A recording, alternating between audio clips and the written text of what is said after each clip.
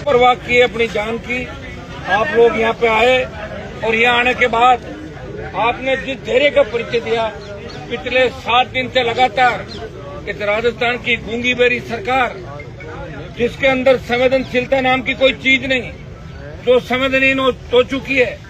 भाइयों, जिस समाज का बेटा 7 दिन से एसएमएस की मोर्चरी के अंदर है, बूढ़ी मां इंतजार कर रही है मेरे बेटे के आखिरी दर्शन कर लूं, और जिस समाज के साथ जो हमारे भाई हैं, जाट समाज, बिश्नोई समाज, अब इनके 7 एमपी और 38-40 एमएलए राजस्थान के अंदर है, और आपकी ये दुर्दशा है।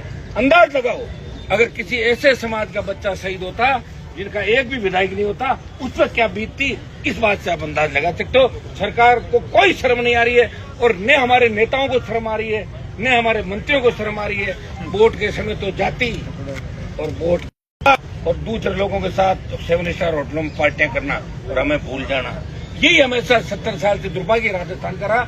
इसलिए भाइयों, मैं इतना इस मौके पे कहूंगा कि हम कोई राजनीतिक रोटी सेकने यहाँ पे नहीं आए। पहले दिन जब राकेश के परिजनों ने मेरे से बात करी और वो घर आए, मैं कहीं बाहर था, 2 घंटे बाद मैं आ गया, मोर्चरी में मैं आया, और जब उनके भाइयों से बात करी, मेरे बगल के ही मेरे क्षेत्र के हैं, मेरे बगल के पारिवारिक रूप से उनको जानता हूँ। एक भाई आर्मी के अंदर रिटायर्ड देश सेवा करी और दूसरा पुलिस के अंदर। इतना सफेद शिक्षित परिवार, बच्चा बहुत इंटेलिजेंट था।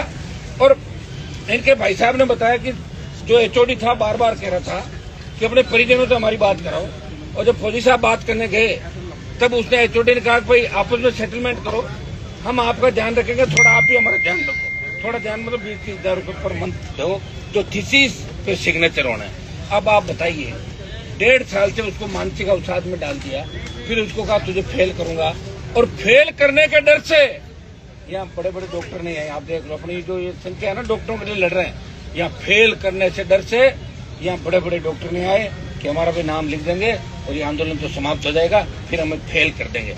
ये भाइयों, ये तुम्हारी नौजवानों की ताकत है, तुम्हारी ललकार, तुम्हारी हुंकार। लोकतंत्र के अंदर जिनके साथ संख्या होती है वही सरकारों को बदलते हैं। मैं धन्यवाद दूंगा राजस्थान के नौजवानों का, जो 25 मई को आक्रोश रैली निकाली और 1 लाख से ज्यादा संख्या के अंदर इकट्ठा होकर मोदी को चेतावनी दी, मोदी जी दिल्ली की तरफ हम आ रहे हैं, तैयारी कर लो। ये तो टेलर था, पिक्चर जब चाहे दिखा देंगे।